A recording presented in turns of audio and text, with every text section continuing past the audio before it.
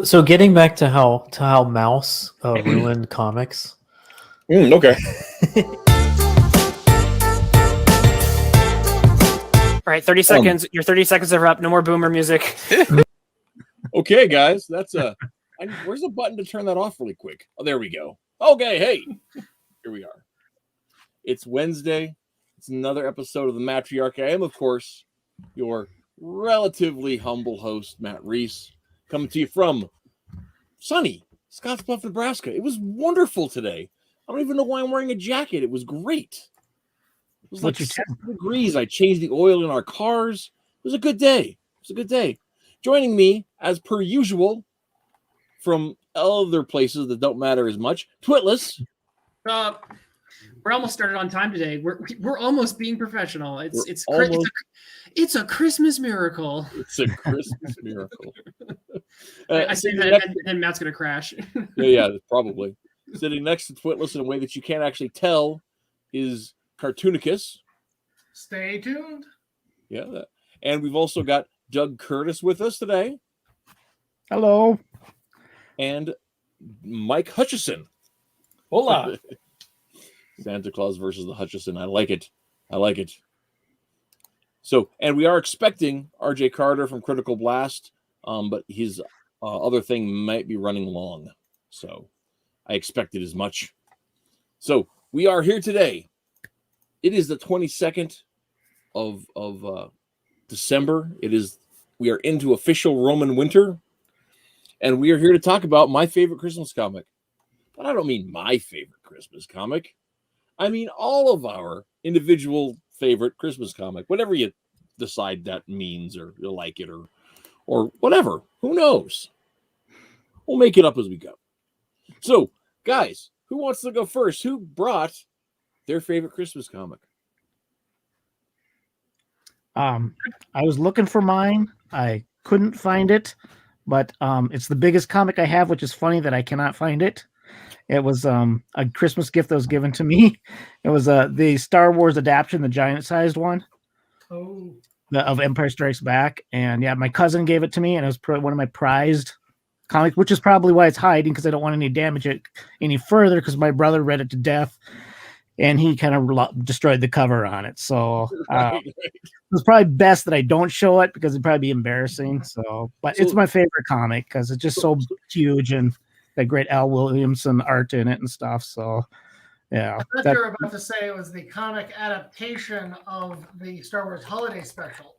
Oh, does that exist? I don't think so, but it should. It should, yeah. It definitely exists. No, the Christmas special, not a comic adaptation of it. Yeah. Wait, really? Oh, okay. Yeah, the holiday special is a real thing. Even though George Lucas tried to make everybody forget about it, it's not going to work on me, Lucas. Yeah. The only good thing in it is the cartoon, which is the first appearance of Boba Fett, and it's actually a good cartoon. But everything else is horrible. Yeah. It's one of those things where I used to believe in my youth. This is mean spirited, but in my youth, I believed that Lucas was just a visionary, like he tapped into this great mythic home of like truth within storytelling. And then I saw the holiday Christmas special, and I realized he had no idea what he was doing at all. So, okay, believe it or not, the holiday Christmas special actually destroyed Return of the Jedi, because if it wasn't for that, we would have no idea what Kashyyyk looks like. And because he showed us Kashyyyk in the holiday special, even though he swears it's not canonical, he said that's why he went with the Ewoks, because the Chewbacca and his family were too technologically advanced, and he wanted to show a primitive race destroying the Empire. So it's because of that show that we could not have Wookiees destroying the Empire. Right. Damn you, holiday special! Wait, what's this? The holiday special gets a what? Hold on, I did the wrong one. Somebody was sharing a news article that all of a sudden piqued my interest. Oh, I didn't see it. Yeah, it's okay. I was sharing the wrong thing here. I have a question for Doug about his favorite comic. you have the oversized edition of The Empire Strikes Back. Because I had a little collected book, like a book size reprint from the time, and in it Yoda was purple, and he didn't look anything like Yoda. It's like it was drawn in advance, and I wonder, does yours have a purple Yoda that doesn't look like Yoda? I would have to. It's been a long time since I look at it, but I don't remember him being purple in it. I thought he was green, like he was in the movie. I wonder what the heck I got a hold of. It was ages ago. I can't even find it anymore. But I had one. This is the infamous Chinese version, is it? Could be. I don't know. This was way back when. That's like before Empire, right? Well, and even before Empire Strikes Back, Marvel Comics did adaptations of the first movie, right? It was like the first 6 issues or 7 issues or whatever it was of the Marvel series, and then they got the green light from Lucas to keep telling Star Wars stories. Right. So they just like invented lore and they went off with it. Yeah. I did a review for our website, idealcomics.net. I'm not sure if it's one of the ones I've been able to resurrect from the ether yet or not, because I lost the whole site and I'm building it back again, and when I'm not doing other things like this show. So, you guys know I spent hours slaving to put this show on every. That doesn't happen. Anyway, one curious thing about the Empire Strikes Back comic when it came out is that the top 1/3 of that book had in gigantic letters, "This comic could be worth $100,000 someday," because the first Star Wars comics, nobody collected them. Star Wars wasn't a thing until it was already, So, the first issue, the second issue, kind of hard to get, and so they were very rare and collectible. And they were hoping to get everybody to buy the Empire Strikes Back comic in the hopes that would be a collectible too. Which, of course, because everybody buys it, it's not, Right. Yeah, and that's sad. So, okay. First of all, I got to address a couple things in the chat. But I'm sorry. Before I get onto that, Star Wars comics. I did a review of a Star Wars comic that was drawn by Carmine Infantino. Man, that guy had the stuff, did he or did he not? But it was a Han Solo versus Jabba the Hutt, but Jabba wasn't a big slug monster. He was like this ape lizard guy, because nobody had imagined what a Jabba was. Lucas hadn't even imagined what a Jabba was. He invented that later on. Right. And then, a bunch of people came up with a bunch of lore to explain how the slug monster becomes a crime boss, and then Lucas ignored all of that for episode 1. So there you go. Lucas has a long history of just chopping up other people's stuff and doing what he wants. Yeah. So anyway, to the chat, Pickles, hello. Hope you enjoy the show. Haven't seen you in a while. I need to buy more comics from you. Mrs. H is here as well. If it comes on there, says, "Why'd I make you cry?" Because it was a sad story. Listen. I wrote a Saint Nick story that is not my favorite, but it's in the thumbnail for the show today. And it's a sad story. And I'm glad that it hit you, but I'm not glad you cried. If that makes sense. I was going for pathos. I was going for serious. So there you have it. Yeah. So I'm not glad you cried, but I am still sort of a little bit. So anyway, not sadistically though. But yeah. So Doug, your favorite Christmas comic was because you got it for Christmas, right? Right. Yep. Well, and Hoth, of course, reminds me of Minnesota, so it was easy to connect it, Yeah. Well, and the fun thing about that too is like I wasn't into Star Wars when I was a kid, right? I didn't get into Star Wars until I was like 18, 19 years old. But I remember every Christmas my cousins sitting down to watch Empire on television because they would put it in rotation. So it's, even though I didn't care about it, it was still for me, a Christmas memory. So, yeah, that's true. Yeah, that would play during the Christmas months. Yeah. And I never understood it because it obviously isn't a Christmas movie, but everybody watched it at Christmas time except me. I went and played Clue with my aunts and uncles. So Cartoonicus, did you bring a Christmas comic to share? I did.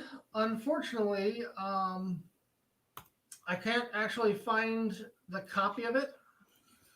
seems to be very hard to find out there. And I searched the entire web for a digital download, but no.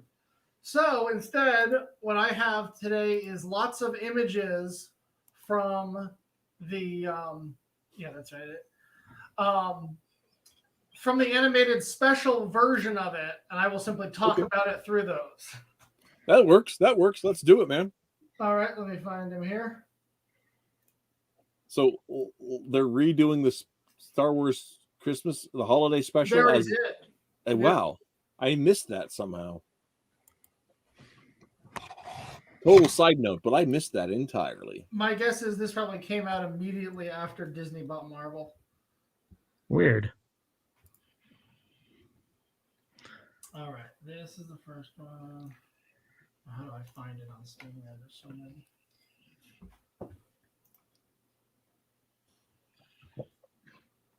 Oh man. Oh, he's okay. Sorry, he's pulling some images up. But one thing I think is interesting to talk about before, as we start talking about our favorite Christmas comics, is the fact that I have mixed feelings towards Christmas as a holiday in general, and towards Christmas comics. I know I'm gonna be the Scrooge today, so if you were looking for who's gonna play that role, it's gonna be me.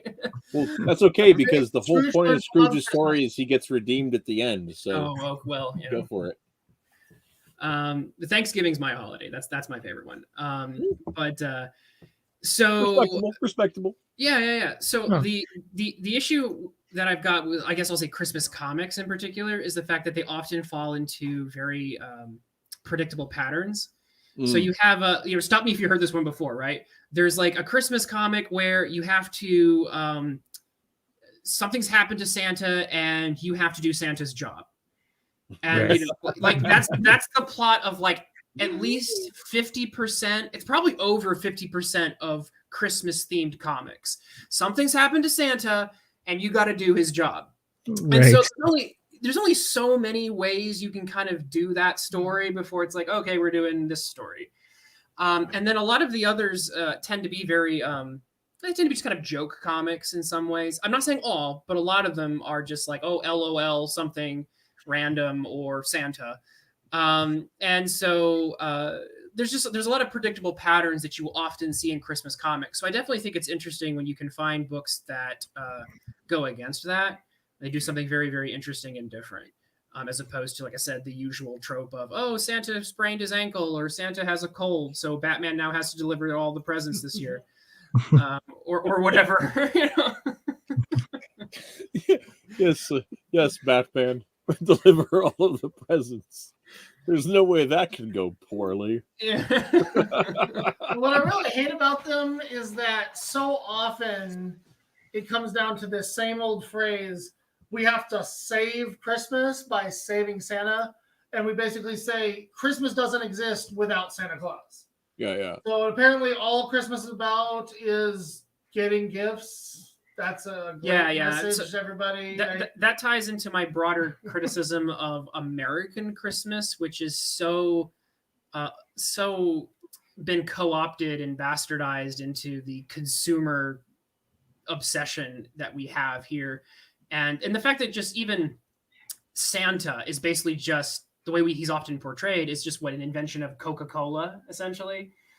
I forget when that ad came out, but our modern Santa is definitely I'm saying contemporary modern Santa. Now Saint Nicholas obviously is a very interesting character and a historical Christian theological legacy. I'm here to buy back slaves and punch heretics, and I'm all out of slaves. Right, yeah.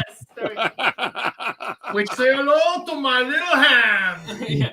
I'm assuming, Rhys, that the story you wrote is more in line with that aspect of the character. It's I tried getting something that would mesh with the more fantastical elements of his hagiography. But yeah.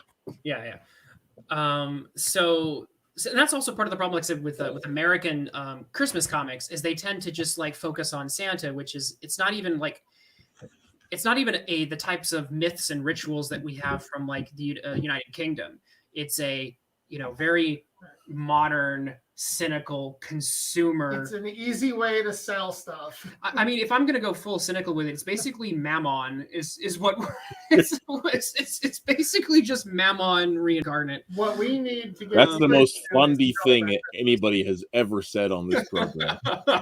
Jeez. Congratulations, you become Mark Millar. Santa's just Mammon, and What do you mean Santa Claus doesn't exist? Santa exists. He's just a demon, and he's trying to. No, all right. Well, Santa does have the same letters as Satan. Yep, there we go. So yeah, that's never been. No one's ever done anything with that. So what's interesting is the comics that actually go against that. You know what I thought was very interesting. This is not my favorite comic, but I do have to say, let me pull this up here. Oh yeah, here we go. Let me share this. So you would be surprised, one of the few comics that actually manages to talk about the true meaning of Christmas. You have got to be kidding me. Rob Liefeld in Glory. Oh, okay, so I gotta stop this. So you guys who are regulars, you gotta pay attention, because there are two things that are standards in this show. Twitless hates Rob Liefeld, and I hate Mark Waid. Remember this. I was gonna say lately, Twitless has been defending Mark. I'm actually starting to fall in love with Rob Liefeld. Okay. So, and this is just another step in the arc of me starting to love Rob Liefeld, because while Jeff Johns, a bunch of other people will write about happy holidays and and spirit of Christmas in very vague terms, Glory by Rob Liefeld, with all the Rob Liefeld isms that you can see on this page, you'll see right here. On Earth, myself and my Amazonian sisters are regarded as gods. Perhaps it is because of our strength, our speed. Perhaps it is because compared to them, we are truly phenomenal. But what then does that make this one man whose love was so great he was willing to give his life for them? And it's one of the few, it's one of the few instances that actually kind of, it doesn't just come right out and say Jesus, but one of the few, and this is, I think, Glory's Christmas special. And it's one of the few comics that I was able to read recently that are Christmas themed that actually kind of alluded to the actual reason for the season, which then cracked me up even more that it was a Rob Liefeld Glory comic. And on the very next page, we get a butt shot. I mean, it's Rob Liefeld. Yeah, it's a Rob Liefeld book.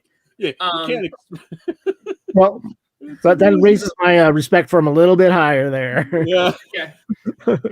My heart. I also got to point out that there's two awesome Liefeldisms in that panel, other than the cheek shot. Right? Is one is the word balloons and the wolf companion are just in the perfect locations to distract from the fact that Rob doesn't draw feet. So, yes. Well, you've got the guy who's sitting cross-legged. He's technically drawing. Oh, okay. He's cross-legged there. Sure. There's a foot. Yeah. I take that. She has no feet. But Rob does not draw feet standing on a solid ground. Right. Okay. Right. So. Yes. So I did have to draw like big cartoon shoes on everyone when I draw. So I just lean into the fact I can't draw feet, and it's like, okay, giant cartoon work boots. All right, so that was not my favorite Christmas comic, by the way, but I did think it was interesting, and it does deserve a special mention because for being one of the few Christmas comics that actually mentions or leads to. That's nice. Yep. Oh man, is there a Deadpool Christmas comic? I don't know. Don't look into it right now. We're in the middle of a show. Come on, do your prep. However, Cartoonicus, I see you've got your thing. We had it up there earlier. Garfield's Christmas. Right. I did not realize they had made a comic adaptation of that. You may not realize there were a lot of these. It's not a comic adaptation at all, actually. The cartoon was adapted from this. Okay. And I kind of missed these. There are about 5 or 6 of them. There was a time when Jim Davis did this. He would, and you probably all remember back when Garfield collections were in small, these little sideways books like this. Oh yeah, I've got a bunch of them there on the shelf. Yeah, he would take up an entire book's worth to tell a single story. There's a Halloween one, a Thanksgiving one. There's one where they go on a crazy vacation to the island. A whole bunch of silly stuff happens. And they were always really interesting because they remind you of something you generally don't realize when just reading Garfield comics, and that is Jim Davis can actually write a story. Yeah. And he can actually be really good at it. I don't know. Oh, come on. You have to bring up the one that you've always brought up, right? I don't know. The week special. Oh, yeah, it's trapped in the If it's actually him writing it. Yeah. I would assume it Hold is. on, I think we got a spam bot in chat. What? Right. Yeah. There's somebody's asking for rent or something. Yeah, I don't know. I wonder if I can I do anything with this guy from here? Interesting. I will put them in timeout.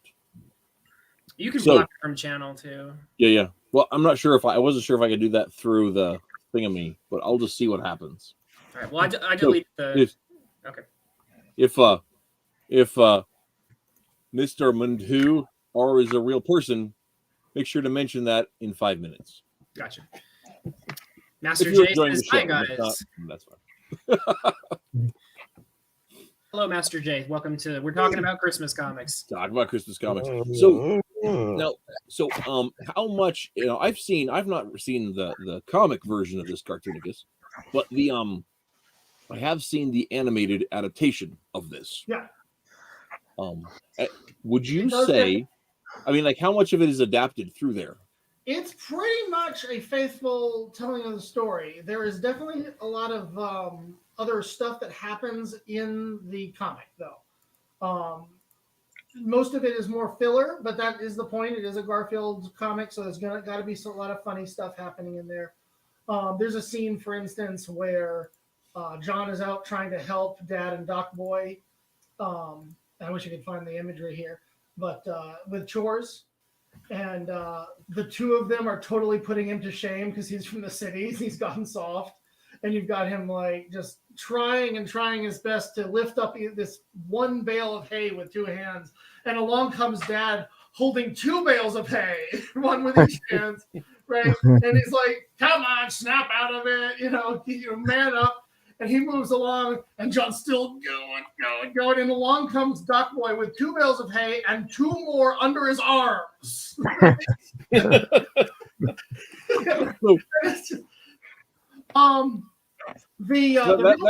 hits a little close to home, having settled into a middle-aged city life. Well, it's a rural city, but it's a city. I don't have to feed anyone, but that isn't me anymore. Of course, obviously the comic does not have the songs in it. Well, that's unfortunate. Lorenzo music is something special. Which, I gotta admit, I mean, nice there's touch. This one in particular. Let's see if I say Dad would chop down the tree. No, anybody? I don't know the song well enough. Oh, No, okay. I don't know the song. Seriously, there is one thing. The songs aren't hard to memorize. They're very, very short. But there's that one that always sticks in my mind continually. The cool thing about this book, though, is, has anyone other than Rhys, I keep saying that wrong, ever seen what we're talking about here?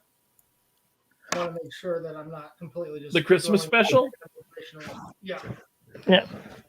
I vaguely the remember movie or the book? Animated one, yeah. The movie. Yeah. If you have The seen video, it, yeah. There is this point. Let me see if I can find a picture.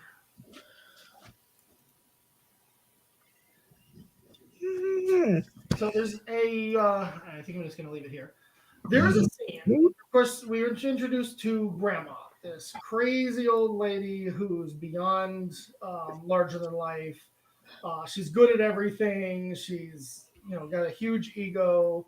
She loves food. And suddenly Garfield, who has been grumpy all season, finds someone he can actually see eye to eye with, right?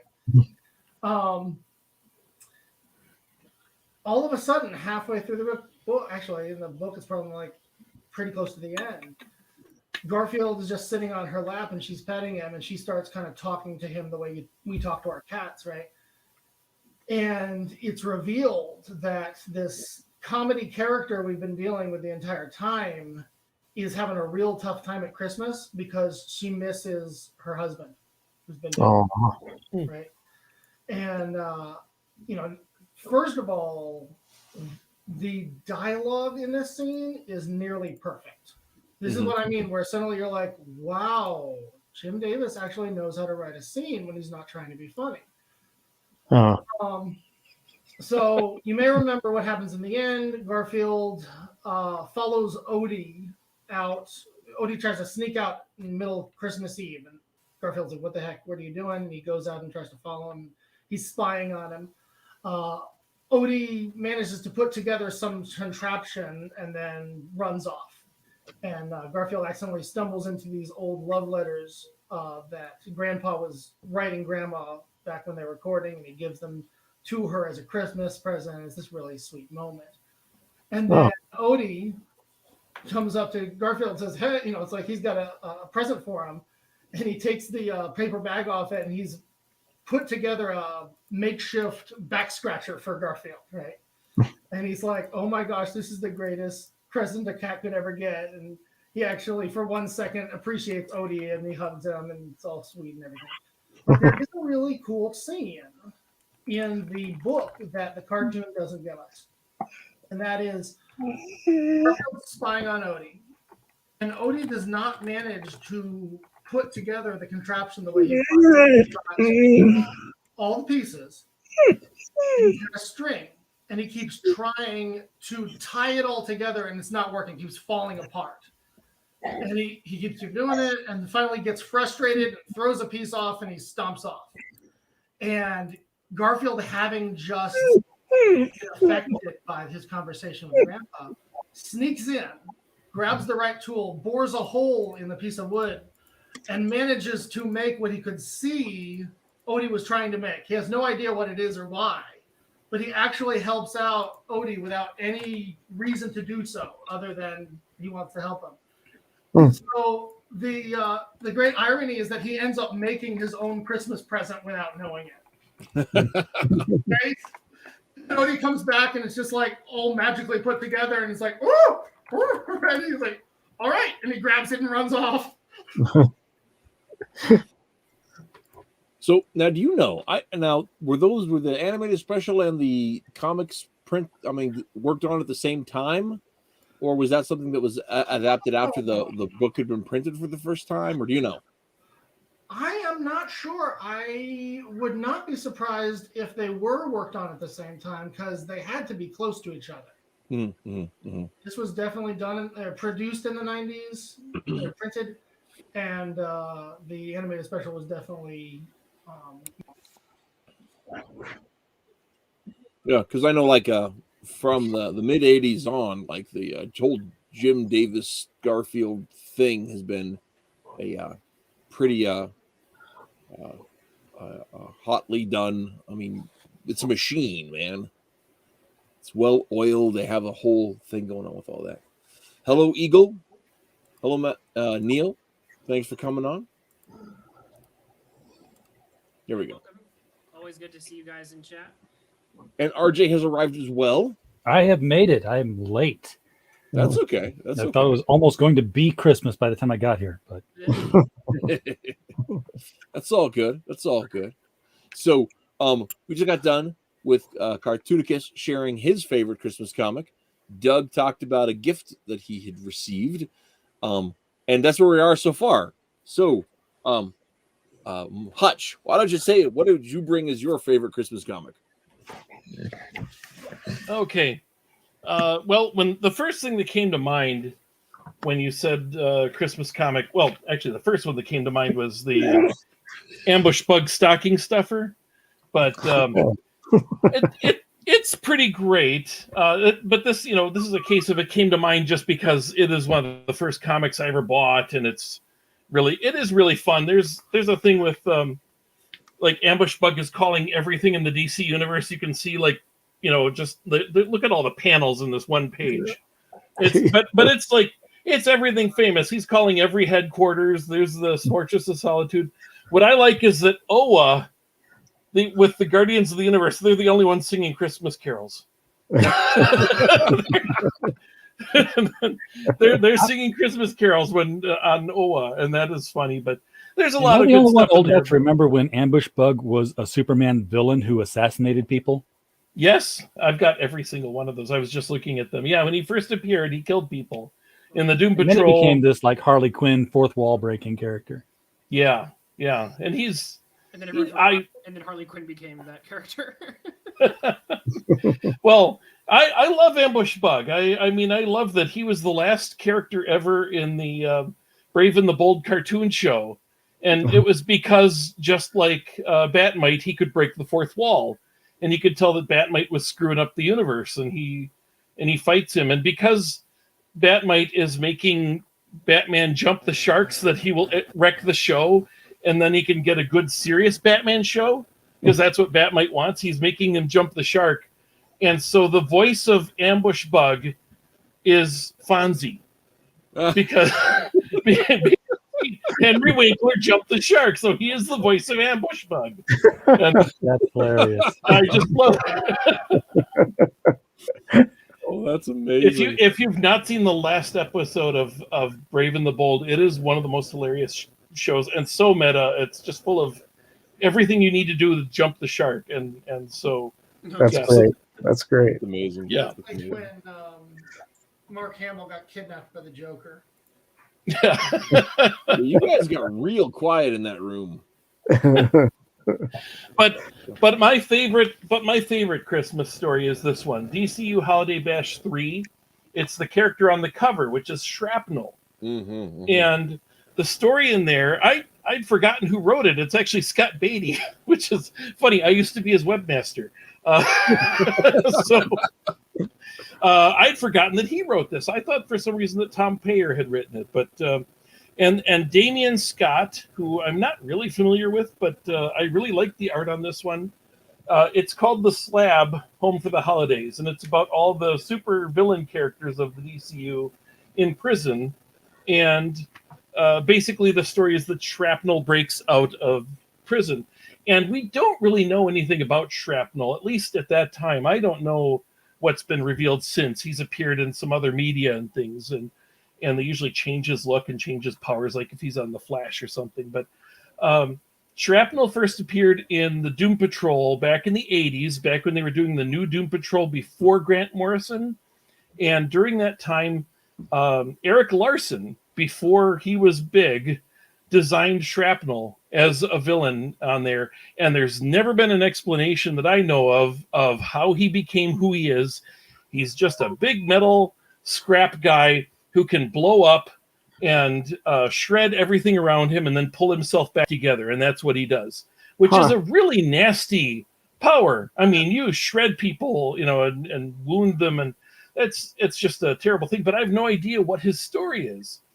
He's generally considered to be a pretty reprobate character without any feelings. He doesn't mind doing this to people, and it's a nasty power to have.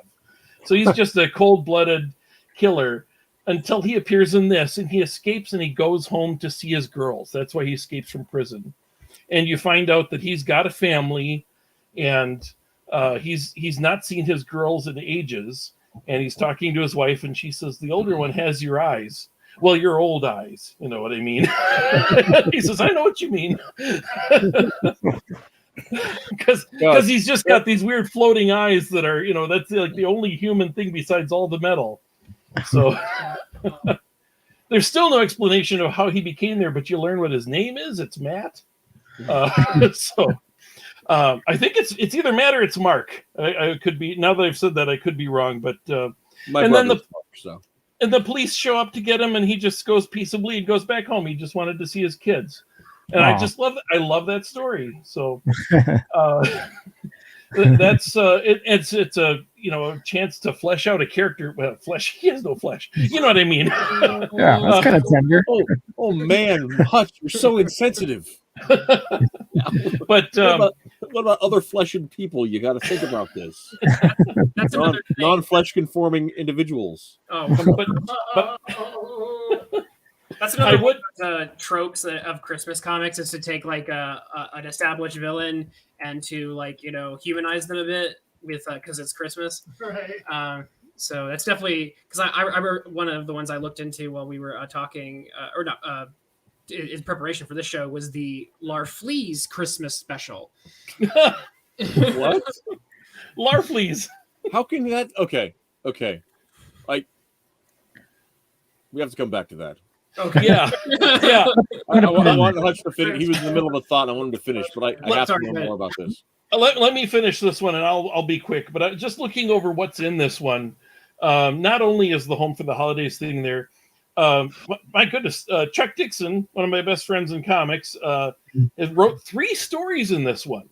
Nice. He's got the Joker's 12 Days of Christmas with Joe Staton, one of his favorite artists to work with. He's got an Eye for Detail with Bat Lash, where he got to work with Al Catena, another guy he really likes. And I think he just did these because I think he just, you know, it's one of those cases they said who he'd be working with. He's like, yeah, I'll do that. So, and then Alone for the Holidays is a Robin story that he did with Gordon Purcell. Sweet. Yeah, and I know Gordon. I see him all the time at the local comic conventions because we're both in Minnesota. So, and then there's Superman, Batman. There's Wonder Woman, Impulse. I knew there was an Impulse story somewhere. No Bart, there is no Santa Claus, and I don't know what is that. I'm sure there's got to be a story where he has to deliver all the presents, but I don't know where it is. But there's a bunch of Impulse stories. So like you said, there's got to be a story somewhere where a Flash character, you know, has to deliver all the presents across the world because Santa couldn't do it. But I've yet to come across it. So Twitless can talk. I'll go on mute. No. You don't have to be. No, you don't have to mute. We. Jeez, it's hard. So tell us about the Larfleeze. Yeah, the Orange Lantern of Greed or Avarice. Was so Jeff how Johns. can that be how can that be a Christmas special? I know, right? Well, it was. So it's kind of something that has to be seen to be believed. Oh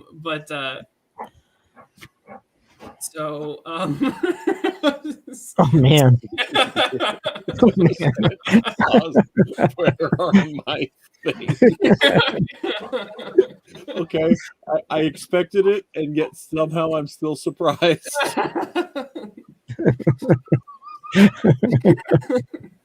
So this is the premise of the comic.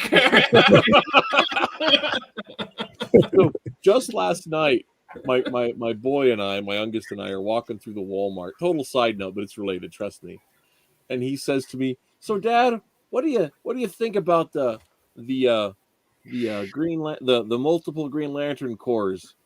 And I said, I don't like it." He said, "Really? Why?" I said, "Well, because it's an emotional spectrum." He's like, "Yeah, none of them were emotions." Like, I'm feeling very Will right now. Yeah. which puts me above Hal Jordan because apparently he doesn't know what Will is, according to Tom King. Oh yeah, don't please don't talk about Tom King right now. It's Christmas. It's Christmas. It's Christmas. And 2 drinks in. A Christmas cheer is on the menu. Don't bring me down, man. Anger and emotion. I mean, anger and fear, right? Yeah. Anyway. Well, several of them are not. Anyway, but we got off talking about that a little bit. So it's fun. Fun that you bring it up here. So to speak to what Hutch's the trope that Hutch had mentioned, this comic actually ends on like that, moment of like, oh, this is actually an empathetic moment where we deepen Larfleeze's character somehow. Because he spends most of it just being very shallow and just like, I want things. And then Green Lantern essentially says, no, that's not what Christmas is about. It's about the Christmas spirit where you give things. And of course, Larfleeze is not big on that. So he's like, I don't like Christmas. And then Green Lantern looks at his list because he has this list that's like a mile long of all the stuff he wants. And he goes, you have a power ring. You can make all this stuff yourself. and then of course the one thing on his list he can't make. And that's actually how the story ends. And so the bulk of the story, and this is something I do give credit to Jeff Johns for, is that he is able to kind of like tie things home emotionally. And so the most of the comic is this romp of a very typical action and Christmas stuff going on, but then it kind of hits you in the feels right at the very end. So it was interesting. Yeah, on a related note, Neil from the chat says that they actually had the event in DC Online where you fought Larfleeze to save Christmas. I missed that one. So that seems appropriate. It's appropriate. Yeah. And to back up what Twitless is talking about, I'm sure everybody here has seen the animated Justice League cartoons. The only half-hour one they did was one Christmas special. Usually there were two-parters in the first seasons. Yeah. And the Flash has to find the one toy that's sold out in all of America for the orphans that he said, I'll get you one. And then he finds out no stores have them. Even when he goes to Japan to get one for the manufacturers and runs it back, he has to fight the Ultra Humanite and he crushes the thing. And it's like a rapping, farting duck. It's a duck dressed as a rapper. Oh, okay. And it raps and it farts. And he's like, okay, DJ Rubber Ducky, I like it. And he gets one, but he crushes it. And he actually tells the Ultra Humanite that he can shoot him because he doesn't care. He's disappointed the kids. And Ultra Humanite knocks him unconscious. And when Flash recovers, the Ultra Humanite declares a truce and he's repairing the thing. And he gives it to the kids and he says, it's not going to explode, is it? And he's like, Flash, I wouldn't resist this chance to bring kids culture. And instead of rapping, the robot duck actually like reads the kids the story of the night before Christmas in a cultured voice. Which is not what the fixed it and improved it. Yeah, he's improved it. Yeah. No, that is a truly evil thing. You don't subvert expectations like that. Well, Ultra Humanite was really interesting on the Justice League show. Yeah. He was cool. Yeah, I never saw an episode with him on it. But speaking of Justice League, how about the time when Santa joined the Justice League and fought Necron? Oh my gosh. Santa, when was that? What, Santa fought Necron? He's going to bring it up here. Here we go. Okay. Or maybe it might be Necron. Which is the demon lord? No, that's Neron. Neron. Yeah, it's Neron. Yeah. Yeah. Sorry, I always get Necron and Neron mixed up. No, this is JLA. This is actually Mark Waid. This is actually this is great because it's the appearance, I guess, first appearance of Santa as a I don't know if this is the first appearance of Santa as a member of the Justice League, but to my knowledge, and obviously Santa has to have heat vision. And he gets into, like I said, a fight with a bunch of demon elves, and this is all a bedtime story told by Plastic Man, by the way. That makes sense. I remember that now. Now that you say that, I remember that. This is one of the memorable Christmas stories to me because Santa actually fights evil with the Justice League and is kind of like an honorary member. There's been what is that from? Where was that published? What was it printed in? This was right after Terra Incognita, which was that 4-part story with the White Martians that Mark Waid did. Oh, so it was in JLA. It was actually in the JLA comic. Okay. Yeah. This is in JLA. It's JLA, so it's like. Yeah, I'm thinking I actually have that one. Yeah, I have the trade edition. So the very end of it actually technically has an actual appearance of Santa, I think. Here's Santa officially joining the ranks of the Justice League. So. But it's all a story from Plastic Man, right? Well, It is until I have to show the final panel. Is so that He-Man in the front? No, that was That was Aquaman. Oh. So the very end of it, because a lot of those Christmas stories they kind of like walk the line between is Santa real or not, and again, it's usually very tongue in cheek. So I guess it depends on how literal you're going to be with canon. But they Green Lantern and I think Martian Manhunter to pretend to be Santa to fool Plastic Man, and then actual Santa is like lol. So. Heat vision, the imagination of some people. Yeah. So, I don't know. Santa might, in fact, be a genuine member of the Justice League. Who knows? That's another classic trope where somebody has to be pretending something to fool somebody else, and then right at the end, it's like, wait, what's that thing just shot across the sky? Right. Actual Santa. Yeah. Right. So. Who was it who was talking about how Santa and Satan are like one letter different? That was cartoon. Because in Holiday Bash #1, Ty Temple, you know that. Okay, Satan's little helper, the demon. Is that your story? I'm sorry, did I jump off? No, that's not. No, go ahead. I was thinking about pulling that one out, but I was thinking about pulling that story out, but I didn't intentionally. But yeah, that one always stuck with me. It's got a wicked punchline. Literally. So go ahead, Hutch, since you got it there. I didn't actually reread this. I was just looking over the front, and I'd flipped through it. Honestly, the only story I really liked in here was the one that was written and drawn by Jim Aparo. It's just a 2-page story called Just Another Night, with Alfred looking around it's like it's Christmas and it doesn't really matter because it's just the Wayne household, and he goes down the Batcave and Batman left him a present, so that's go. I like that that's one. A good one. I love Aparo. I just I was in Satan's Little Helper, there is a fellow who's trying to summon a demon, and he summons Etrigan, and because it's the solstice or something, he's given one wish, and his daughter shows up, and he's like, "Oh, what are you doing? Get away from this! Dad's not doing anything creepy. No reason he's naked in the middle of a salt pentagram or anything." And he's like, "I was like, but who's this?" And it's definitely not Etrigan the demon. It's Santa Claus for sure. And so Santa's like, so he's like, "Can I have a wish?" And then Etrigan's like, "Sure, just reach inside my sack and get whatever you'd like."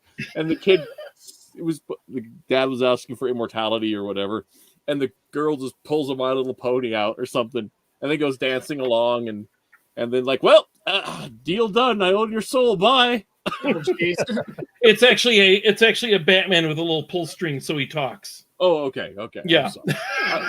I'm sorry, all you little girls out there. I said it wrong. So he sold his soul to get a little drawstring Batman. Is that a giant metaphor? Maybe. Smug Pugs in chat saying my favorite Christmas comic is the one where Santa comes down the chimney and punches Twitless in the face. Well, that's awesome. What the heck? Oh gosh. Well, you should write that comic and get someone to draw it for you. That'll be Okay. Why? Hey, RJ is sharing. Man, that's a tiny little picture. Yeah, it is. I'm sorry. I'll make it bigger. This is not the one I wanted to share, but this is this predates the Santa as a member of the Justice League when Santa teamed up with Superman in DC Comics Presents in 1984 to battle the Toyman. Hold on. I've got the one pulled up somewhere. Get a second. I think I can show panels of that. But before we go on any further, RJ, I want you to spend some time talking about what DC Comics Presents is for people that might not know. Oh, what DC Comics Presents was this wonderful idea that you could actually tell one single story within 22 pages from start to finish and not have to have 100 books, previous chapters. But it was the Superman team-up book. It followed in the footsteps of Brave and the Bold, which was the Batman team-up book. And it was literally, hey, this month I teamed up with this character to fight somebody and solve a problem. And it doesn't carry over to the next book. It was a single told story. Welcome. Come back next month for another one.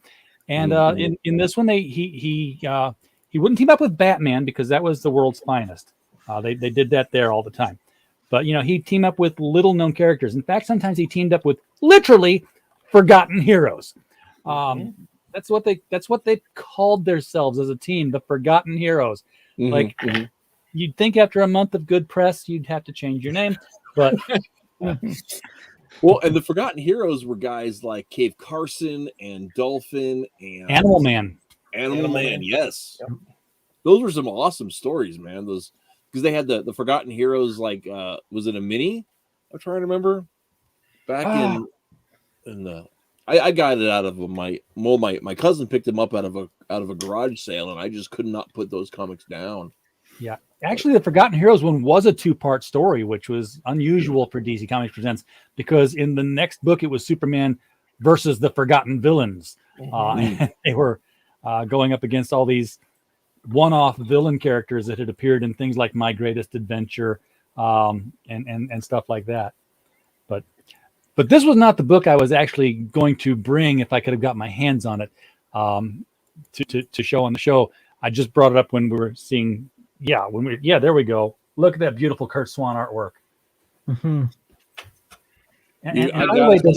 What's neat about this one, I got to bring this up because this is really cool.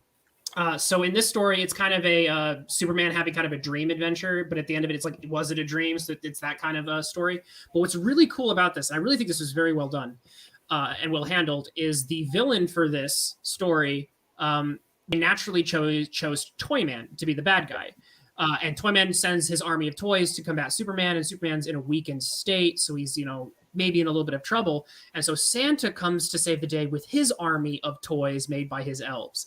And so the army of good toys, I know, right? Isn't that a neat idea? That's a clever little take. I like it. It was. The army of good toys destroys the army of bad toys from Toyman. And I was like, that's a very clever way. It's actually much more clever than Mark Waid's like, oh, LOL, Santa has heat vision that Mark Waid did. This was actually a way that fits it thematically in with what Santa is supposed to do. So I thought it was really neat.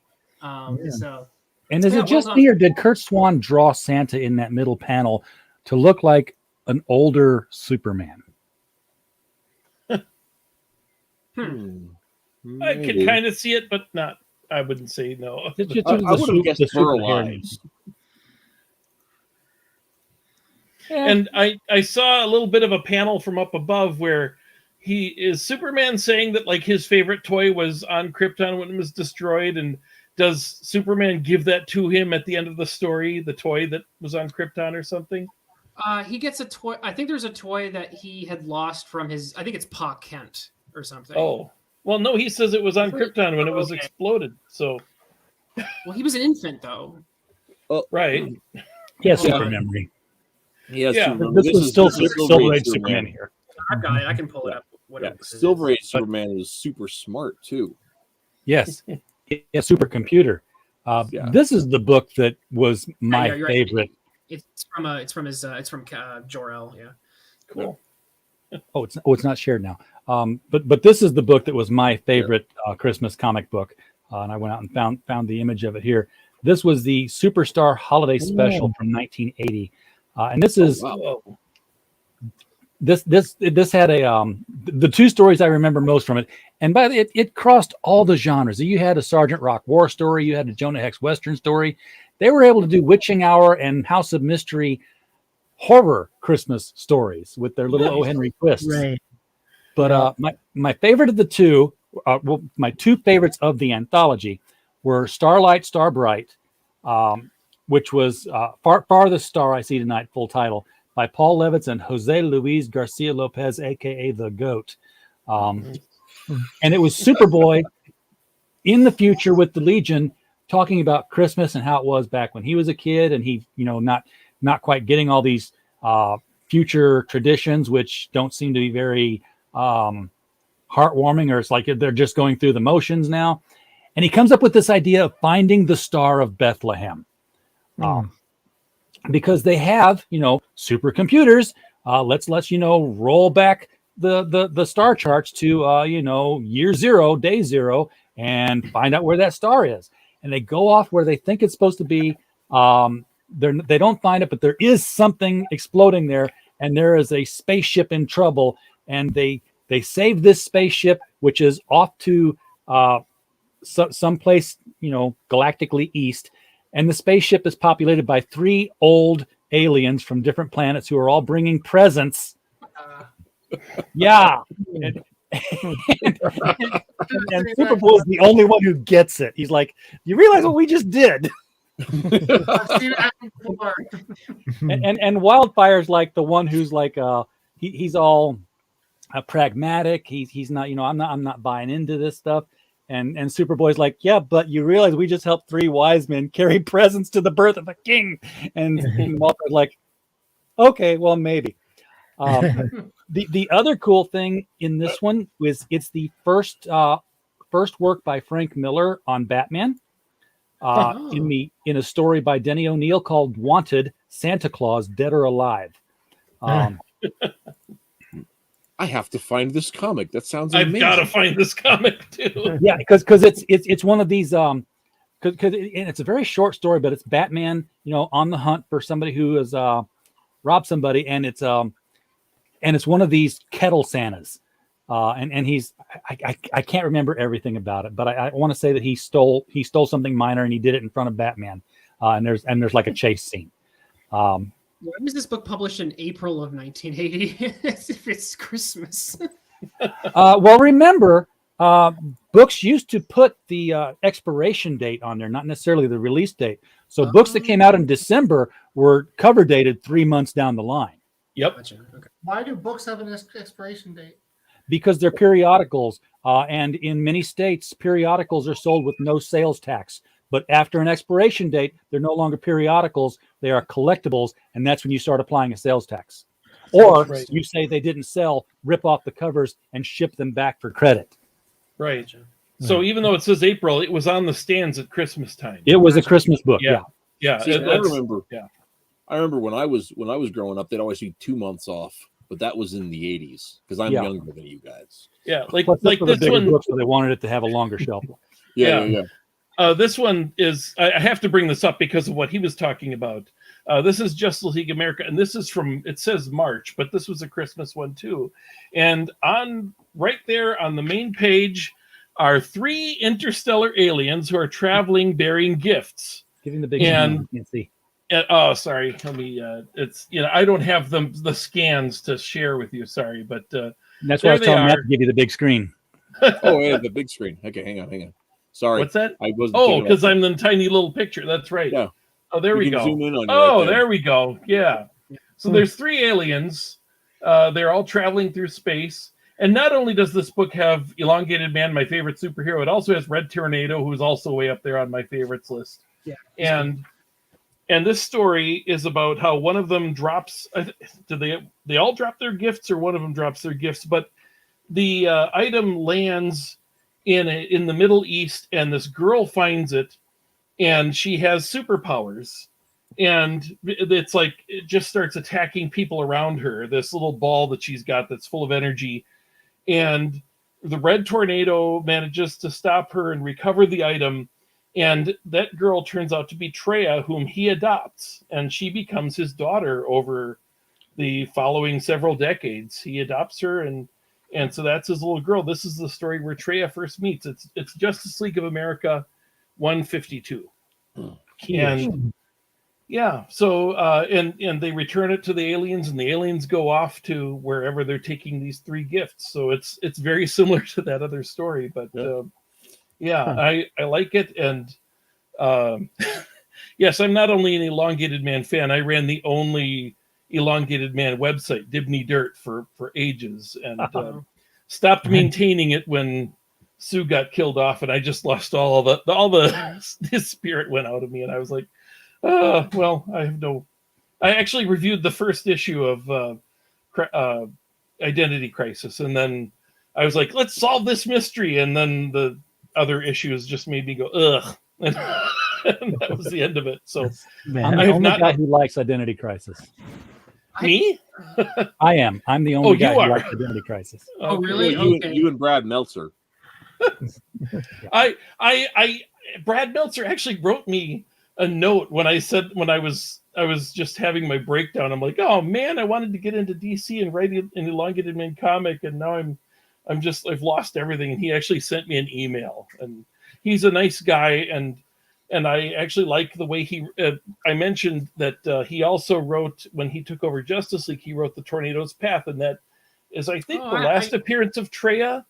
But he actually de-aged Treya. She's younger than she is in her first appearance. As far as I mean, she's like a little girl who's running to open the door and doesn't know that you don't open the door to strangers. And it's like, she's like, I think 11 or 12 when she appeared in Young Justice, and she's like an advanced, educated girl. So all of a sudden she's a little 5-year-old, and it's like, oh, she's been around for years. How old is Treya now? Because Robin went from 18 to 25. She should be a little older. But anyway, I like Treya, but she's like forgotten about for a long time when they turned Red Tornado into a living storm, and then they turned him evil, and they turned him into whatever he was in Primal Force, and then he finally kind of got back on track and Wind Elemental. 90s, so Anyway. No, that's fine. So I think, has everybody else gone, or is it, you still have? I can't remember. I've not given my favorite Christmas comic yet. I've just been peppering stuff in. Okay, well, hit us up with your favorite, man. Hit us up with your favorite. I've got more stuff to pepper in. Like, how about that time that Superman? Sorry, that Lobo fought Santa in a duel to the death. Right. Yeah, I vaguely remember that one. So this is Lobo's paramilitary Christmas special. Yep. This is my special mention for possibly the worst Christmas comic ever. It literally ends with Lobo flipping off the reader. It's great. The entire story is a frame tale to help parents who can't buy their kids presents from being killed by their evil children. At the very end of it, Lobo says, joke's on you, and then he flips you off, and then the comic's over. Oh, man, I forgot about that. Yeah. The framing tale. It's horrible. Yeah. It's awful. This is after Lobo has killed Santa and all the elves in the most brutal, over-the-top fashion that's intentionally made to go against everything you would expect. Yeah, and the framing tale, the storytellers go and kill their children before the kids kill them, right? I was not going to mention that part. As Han Solo said, kids, they'll kill you. Yeah. I think the Christmas story like Punisher. No, I was wrong. No, what is this, RJ? This is the Solstice. Oh my god! Phil Clark and Don Secrece did this Samurai Santa, and the only reason this thing exists now today and is sought after is if you look at that cover, that's the first professional publication of Jim Lee. Oh, crazy. Samurai Santa before X-Men. Jim Lee drew this, and it was his first paycheck in comics came from Rick Solson. Okay, well, I'm really glad this came up tonight. That's pretty awesome.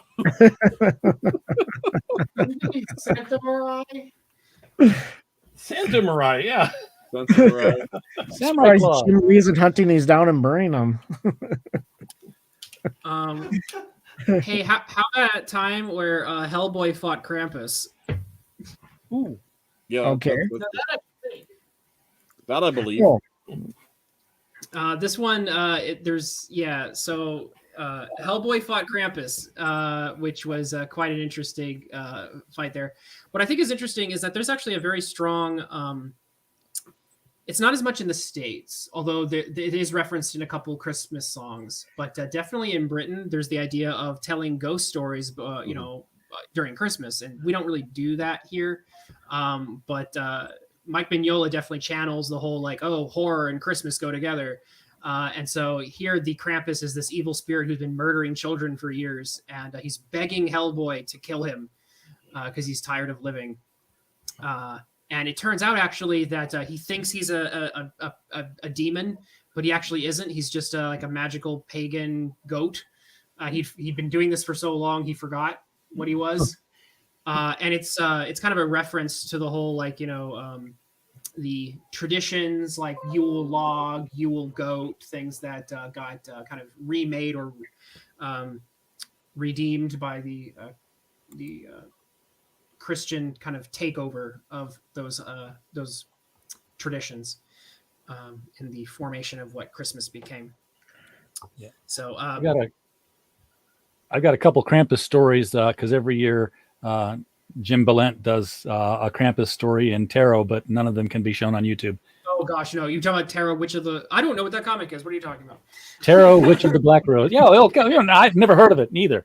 I mean, I've heard people talk about it, but I genuinely have no idea what you guys are talking about. Good. Stay I may pure. or may not have a print of her. I only know what tarot is just because of like the internet. Like, right. This one become an X-rated stream? No, we're not showing any. Okay. Oh my! I appreciate the finger. You're welcome. I'll be glad to give you the finger anytime you want. Wait now, wait. Come on. Lobo already It's did a us Christmas show. Yeah, I was gonna say Lobo already. The Clerk's Christmas special. As long as we're on the obscene ones.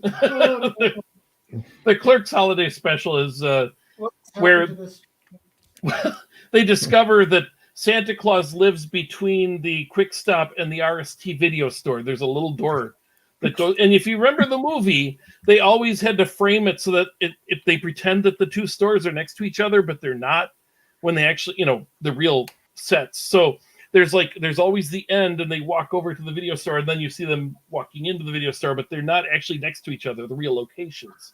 So in the book, they have a little doorway in between the two stores, and that is where Santa lives. And that's all I'm going to tell you about the book. That sounds like it might be the last creative thing Kevin Smith ever did. Well, it has. Oh, I don't want to. I'm not sure I want you to read it. It has some really filthy stuff in it that stakes with you. So you don't. As I understand it, when they get there, Santa Claus gets killed like in the first panel, and one of his female elves takes over as the. Wait a second. That sounds exactly like a certain other thing that's been in the news recently. Yeah. Wait a minute. I'm thinking. Just like it's a terrible comic. I have it graded 9.8.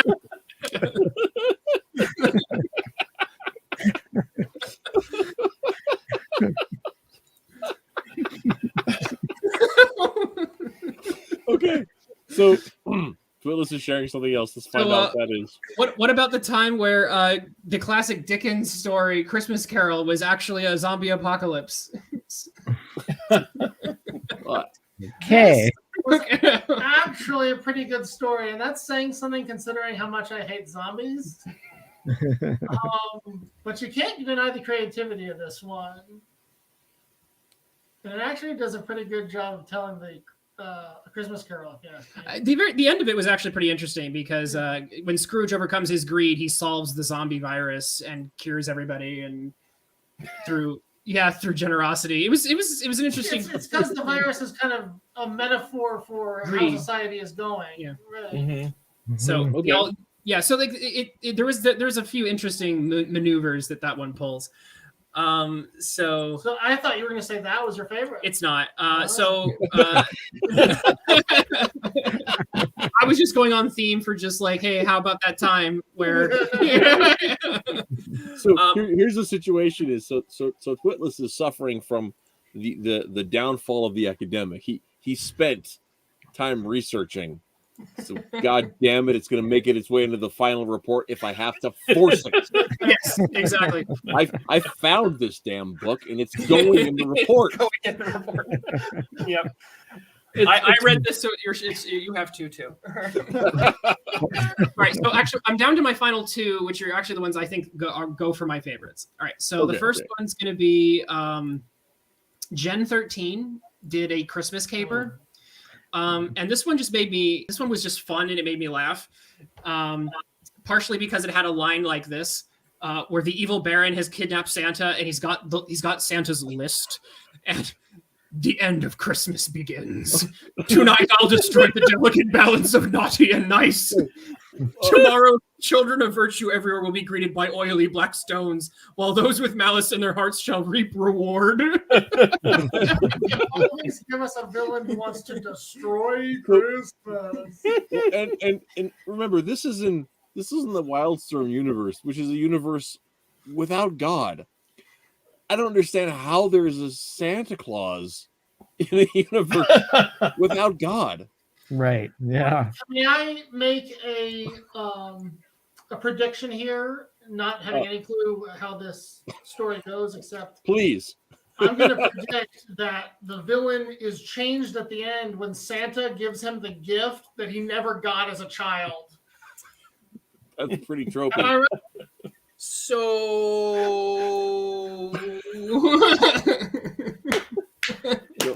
you may have called the other trope that I was going to bring up, which is evil villain gets toy from Santa he never got when he's growing up, and it turns out to be not so bad. Wait, okay, so the evil villain wanted a ray gun, but you could have just gotten a ray gun. It's the thought that counts, darn it. Okay. When you make a ring, Neil didn't get his weenie whistle. It's not the same as getting it as a present on Christmas Day. That's right. It's me, or he's supposed to be holding two ray guns, and somebody decided to change that at the last second and stick this doll onto his already clenched fist. Oh yeah, that's an art goof. That's a good catch. That's clearly an art goof. So that one was a lot of fun, partly because of how they wrote the villain. It was just so hyperbolic that it made me laugh. But I think my favorite is going to be by I think it's Bob Gale.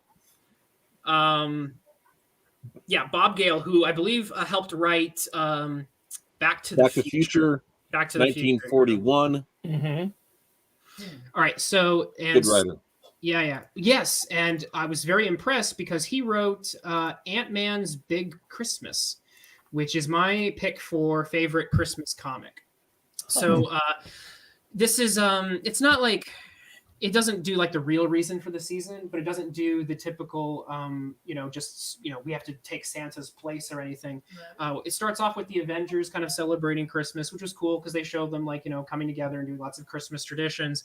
But then Ant-Man and the Wasp, Hank and Janet, have to team up as a husband and wife team to help a young boy who basically has the worst Christmases ever. And the reason why he has them is because the in-laws come over, and he has the in-laws from hell essentially, and they always ruin Christmas, and they're so bad that his parents are basically like their marriage is in trouble. And so that's the setup. And so eventually they kind of they give a payback to all those awful relatives. And there's the relative who won't stop talking and bragging and humiliating the dad. There's the relative who always brings uninvited guests who are awful. There's the aunt who won't stop smoking and is, a mean. Yeah. Or grandma or whatever. I think it's great aunt or something. But what was really cool here was the fact that Bob Gale, in taking these characters, didn't just go, oh, hey, I'm going to just do, a typical superhero thing. He really cinematically thought through what it would be like to see the world through the eyes of being shrunk, being miniaturized. And so he and the artist, who I forgot who the artist was for this one, but I'll just did a hell of a job, though. Right. And so there's some scenes here, and there's this beautiful scene right here where they're flying through the cabinets, and the guy says that wow, who'd ever thought that the pantry would turn out to be like so cool? It's like a city. And this is a brilliant page as the ants and they're flying miniaturized through a pantry cupboard, and they've arranged the shot so that all of the things that are in like the jars and bottles that are in that cabinet make it look exactly like an epic cityscape. Yeah, that's cool. This is hashtag superhero comics. This is magic. And this panel right here is going to live in my mind for forever. The artist is Phil Winslade. I just looked it up. Okay. Winsley? Okay. Winslade. Yeah. It's really good. Yeah. I've never heard of him. This is a fantastic, and so like as a comic, it was enjoyable. It's not it had some weaknesses here and there, but the fact that they the writing between Ant-Man and the Wasp is perfect. They have I think Bob Gibb really gets married couples. The Ant-Man and the Wasp have some fights like married couples do, but they make up at the end, and they're fighting over their own in-laws for Christmas. It's very relatable. The situation that the boy is going through is kind of relatable. And so they pulled some hijinks to kind of, pay back these awful relatives. But then you just have some of these magical moments that are just like pure comic books. And so that's my pick for favorite Christmas comic. Good pick. I approve. Yeah. Okay. It's interesting. I can't recall many Christmas Marvel comics, and even if I try to picture it in my head, DC seems like to be a place where Santa Claus is comfortably existing, and Marvel does not. Yeah, that's weird. I would agree with that entirely. Is that your call? I didn't catch you. I said, Rhys? Is that your cue? Yeah, I think absolutely. I think part of it has to do with the nature. If you look at the philosophical underpinnings of the DC universe assumes a singular involved creator, right? It assumes a Judeo-Christian worldview, and all of the gods and all the other things are other classes of beings that were created by this singular creator who's the defining attribute of right and wrong, right? And so because of that philosophical assumption, well, Christmas fits right in because Jesus fits right in. Yeah, exactly. And that's why I didn't quite get things that they've done in DC. Like we talked about Neron just a little bit ago, Santa versus Neron. Yeah. That whole Underworld Unleashed thing where Neron was making these deals and, people were selling their souls. Well, then you fast forward to Brightest Day, Blackest Night, Brightest Day. They all, random people come back. And the villains come back, and I'm like, okay, we know in the DC universe, hell exists and heaven exists, and let's throw doctrine aside and just say, if you did good things, you go one place. If you did bad things, you go the other place. The bad people come back, and instead of being like, oh my God, thank God my feet are not on fire anymore, please do not send me back to where I just came from. Yeah. They go immediately to do the things that sent them there in the first place. Especially the ones that we know were in hell because we saw them in hell because they traveled to hell to see them. Yes, exactly. And the ones that went to heaven are like, oh man. It's kind of like when they sometimes have like Tony Stark be an atheist, and it's like, I'm the smartest man in the Marvel universe. I know I can name all of the cosmic deities. No, I don't. But I'm an atheist. It's like that's the dumbest thing ever. Well, it's like Mr. Terrific was an atheist. Yeah. And he talked about that once when they were in a church and everybody was in a church, and they're like, "You work with the Spectre and Dr. Fate," and he's like, "Well, he talked about that. He had a rational." Yeah, think of it. But I remember the what was the series where they brought back Hal? Whoa, where they brought back Hal Jordan, and I just remember that they had like a team that says Batman's like, okay, you guys go to hell and you guys go to heaven, and the next thing it's like they're there, and it's like, how'd they get there? They just kind of it's like they're real places, just like, okay, you go to Paradise Island and you go to Atlantis and you go to heaven and you go to hell and directions to heaven. Yeah. Remember, everybody knows that hell is in Michigan. And Hal's been to heaven. He's like, okay, it's this way. Yeah. Well, I suppose the demon takes them there or something. Well, but all it took is for Batman to say, "Go to hell." Exactly. Morrison writing the story. And remember, Azrael was an angel. Yeah. Or Zoriel. Yeah, Zarya. and Zarya, thank you. And then what I like was Mr. Terrific picks the gates of heaven. It's like just a second, and then next thing you know, the gates are open. He just picks the way in. But as if God wouldn't have noticed. Right? No. I want to see this play out. How'd these people get in? Peter, you're fired. What you just No, reminded me. guys, just watch. This is impressive. What am I watching? I'm sorry. What? No. I was saying. Yeah. Oh, okay. Saying that about that. Yeah. Oh, okay. What you just Sorry. reminded me of, Logan, was actually that animated Marvel special they did a few years back, where again they're helping Santa Claus, and Tony Stark is doing the same thing, refusing to believe in Santa even though he's right in front of him. And they start out at some point with somebody saying like, "What the heck? You believe in magic, but you don't believe in Santa?" And he says, "Well, yeah, but magic is just science I don't understand yet," which I'm pretty sure is something he said all the time. Mm-hmm. But then they go on to explain through this whole story that Santa is actually the son of a ice giant and a light elf.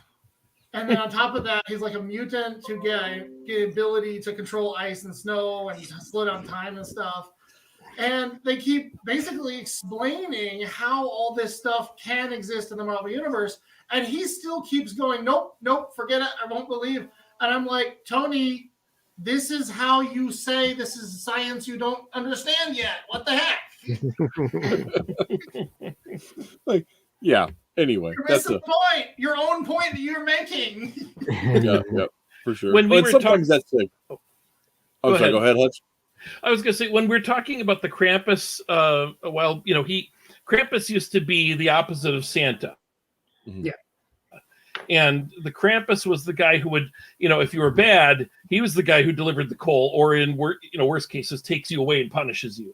And I'd never heard of Krampus until the Venture Brothers Christmas special. I don't know how many of you have seen that, but it was kind of funny because suddenly the Krampus shows up at Christmas, and he's like, "Who is this?" And their equivalent of Doctor Strange says, and he's like, "Well, nobody here is wicked." And then he grabs Dr. Venture, who's a pretty wicked person, and just starts wailing on his butt with a stick. And there were anyway, some old world Christmas cards that actually showed Santa and Krampus together, not opposed, but working together, because one was like doling out the gifts, and one was doling out the punishments. Right. You put your coins in your shoes, or you get thrown. You didn't just get smacked; you got thrown into a sack. And then he held the sack, and then he would smack the sack with the stick.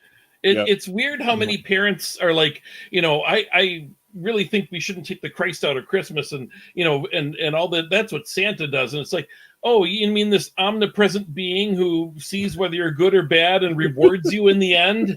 You don't want to have religion in that.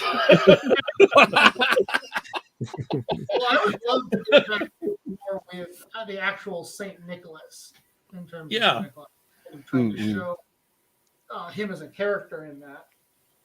Well, I mean that's one of the things in the Germanic stories that they in German and Swiss and Dutch and a lot of those other stories, they kind of adapted some of the hagiography of Saint Nicholas, along with turning them into morality plays from the Middle Ages on, and that's kind of where Krampus and in some southern German, the Belschnickel, which brings up one of the things that everybody else brought up more than one comic, except for Doug. Doug kept on the agenda. Way to go! But since everyone else did, I'll go ahead and bring up another two. So, Danny Connor did My Gal the Zombie. He's a comicer out of Denver, and this which is I think currently available still on Amazon. It contains a Christmas story where oh man, I had it all thumbed and I lost my place.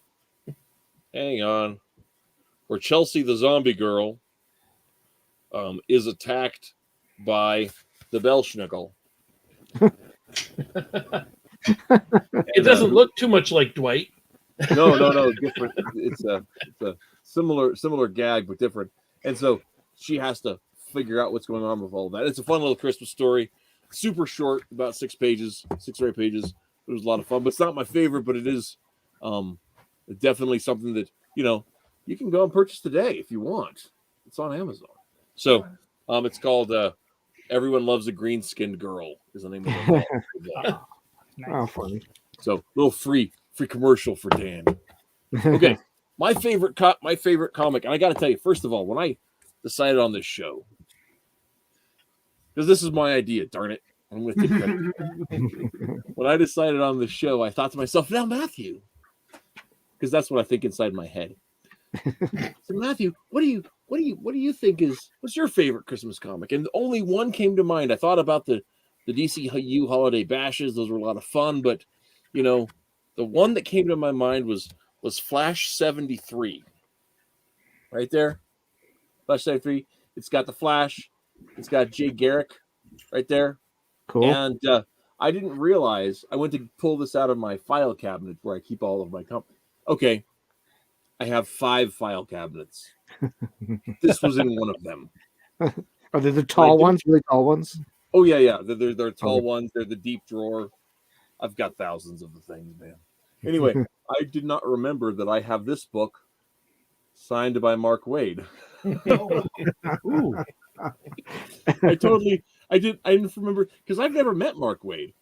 I mentioned this before they started the stream to the guys here. See, what issue is that? About a decade ago, some friends of mine went to the Baltimore Comic Con, and they're like, "Do you want us to take some comics to have signed?" And I'm like, "Yes, please." So I went through the list of people who were there and sent a couple along with them, and this was one of them.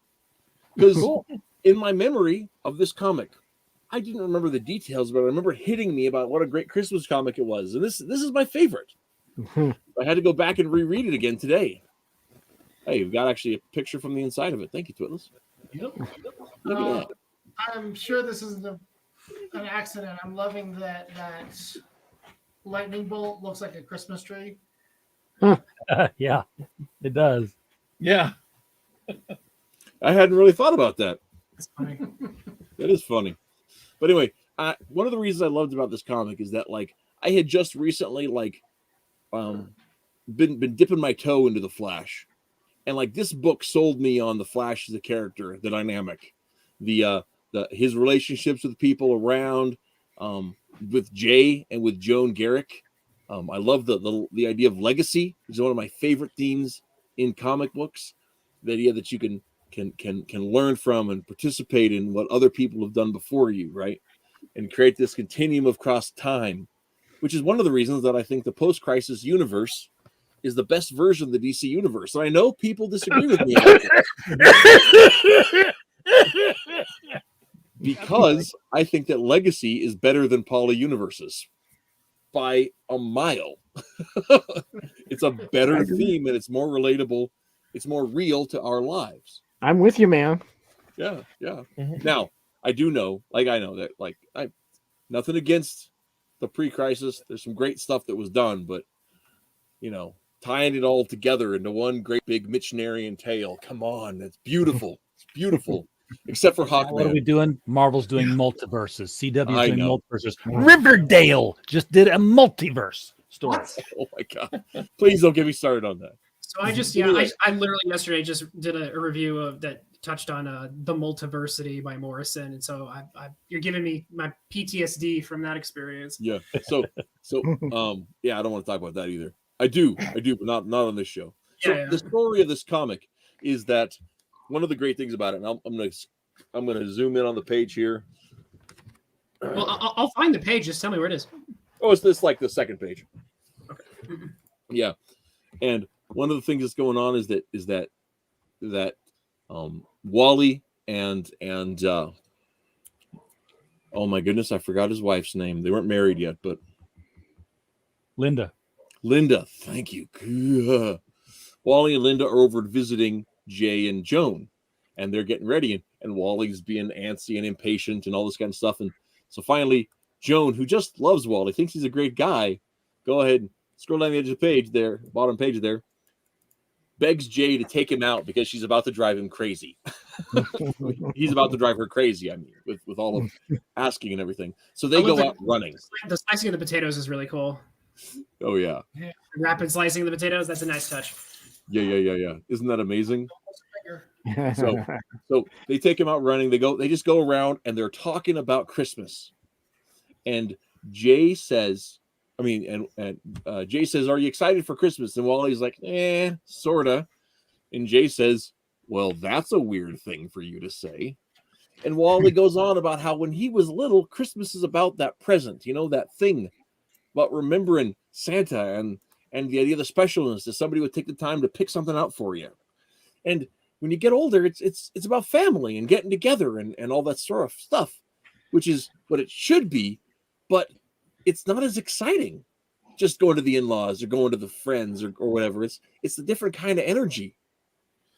Well, then they run across this pregnant woman who's in labor. She's wandering through the streets looking for her husband because her husband is about to rob the place he works. He works for a big department store, and he's fallen in with a bad crowd, and they want to steal the Christmas Eve cake from the safe.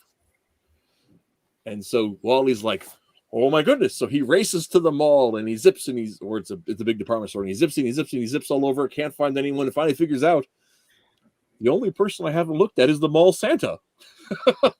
Oh my goodness! What if it's the mall Santa? So he chases the guy down. He's able to save the day. It's all great. And they go back to the up, and it's action adventure. And Wally, I love it because Wally he's not good. He's not great at being the Flash, right? He's not as smart as Barry, and he knows it. And he doesn't think as quickly as Barry, and he knows it, right?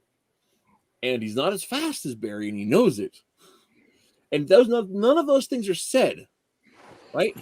None of that's overt. None of it's just in the subtext of the way the dialogue is written, where he's always comparing himself to some unreachable standard. And yet he pushes forward and does what he does anyway to help people. And then that's what matters is using what you can to help people, even if you're not perfect at it. And he does end up saving the day, and they end up helping, help the mall Santa go to his wife who's had a baby and the whole thing.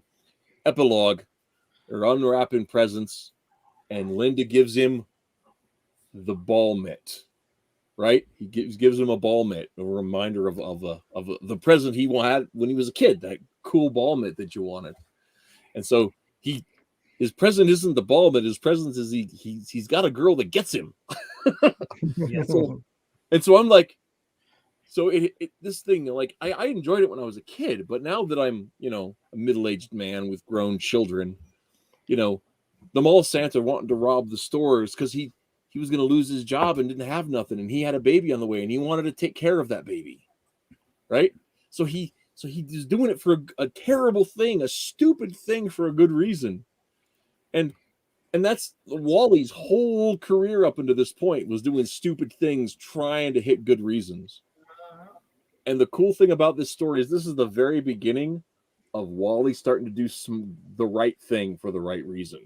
And that's a track that Mark Waid took Wally on for like 2.5 more years of him learning more and more and more about doing the right thing for the right reason. And it was a heck of a trip.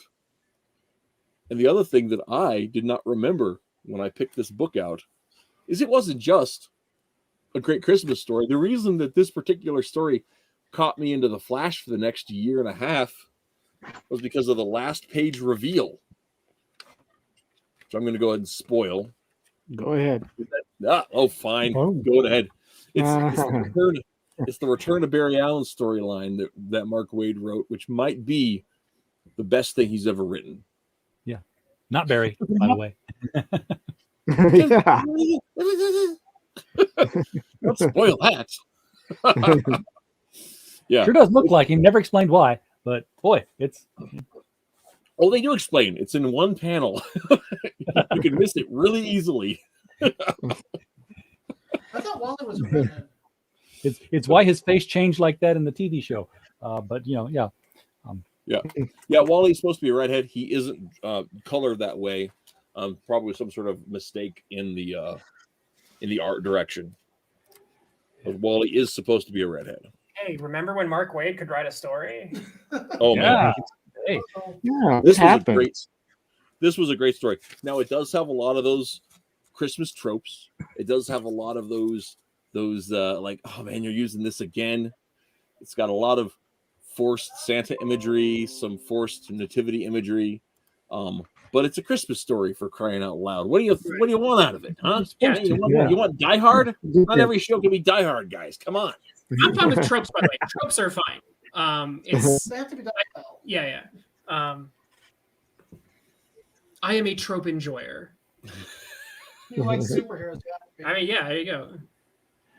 Well, I've got the Christmas star trope here in this scene I'm sharing here. This is that story I was talking about earlier, the Santa Claus story, which with Batman and Frank Miller's first drawing of him. This is how Frank Miller first drew Batman, by the way. It looks very Cockrum-esque, I guess.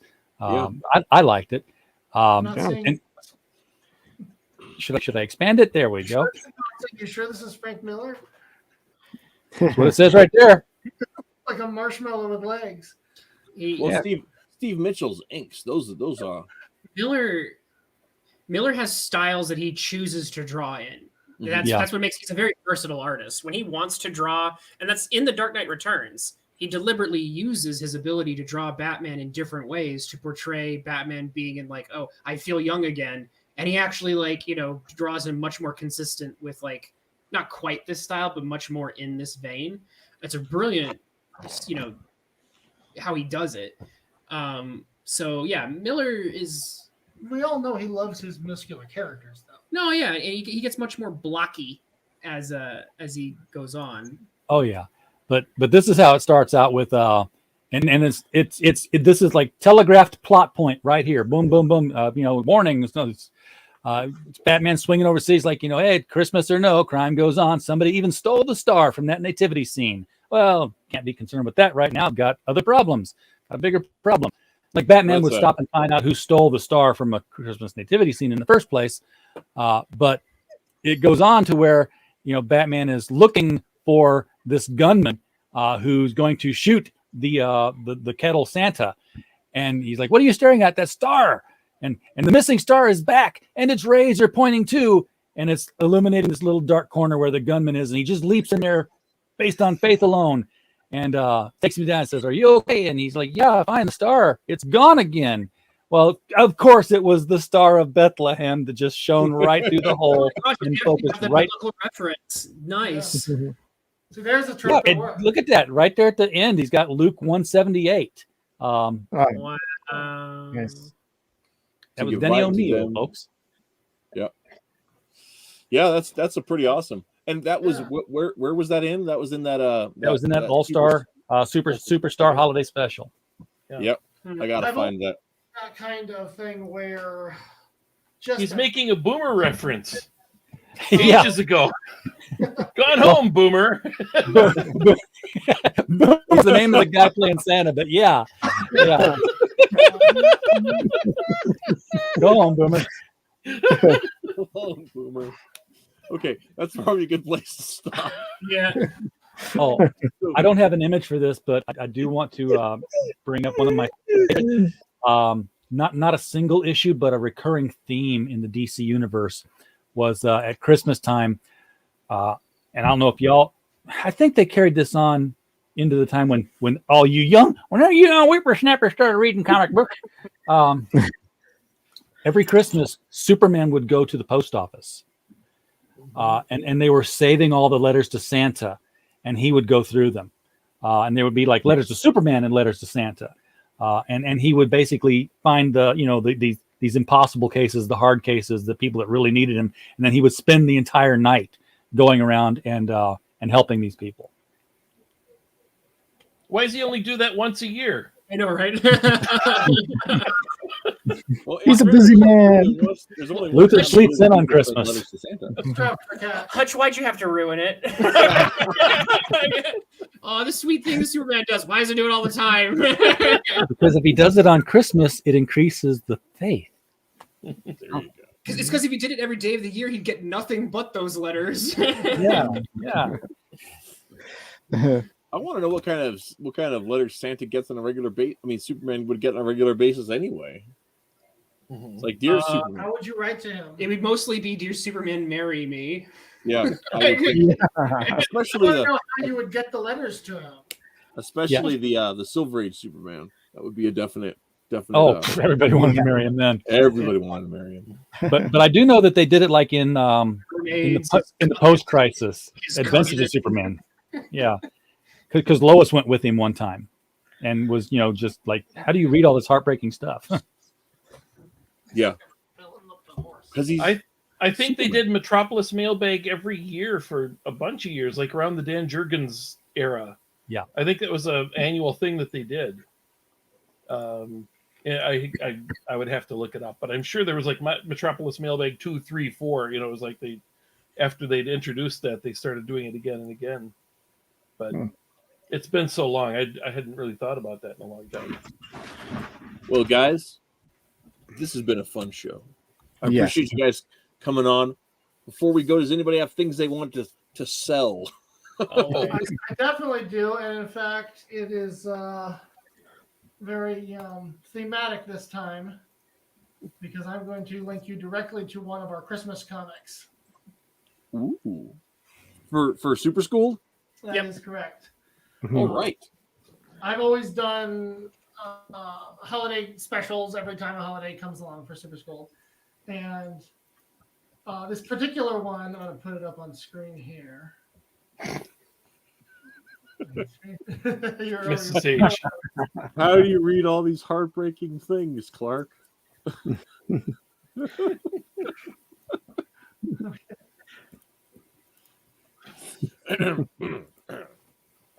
Hey. So the very first year, I put this up here. I put this up here. I literally was trying to think of ahead of time some big, flashy, amazing thing, and then time was running out, and this idea hit me, and so I said, hey there, everybody. We were planning on doing a big flamboyant holiday special for you today, but then we remembered that Christmas first came to us not in a bunch of noise and festivities, but in a silent night in the simple form of a baby lying in a manger. And today, we just want to wish you a simple Merry Christmas as we celebrate God's love and remember the real reasons for the season. We now return you to Captain Stupendous Saves Christmas. And then you look over and they're watching one of these tropish Christmas things. And so with that, every year I have continued to do a Christmas piece in which I attempt to bring some meaning into this, and these bozos keep messing it up for me. Over and over and over again.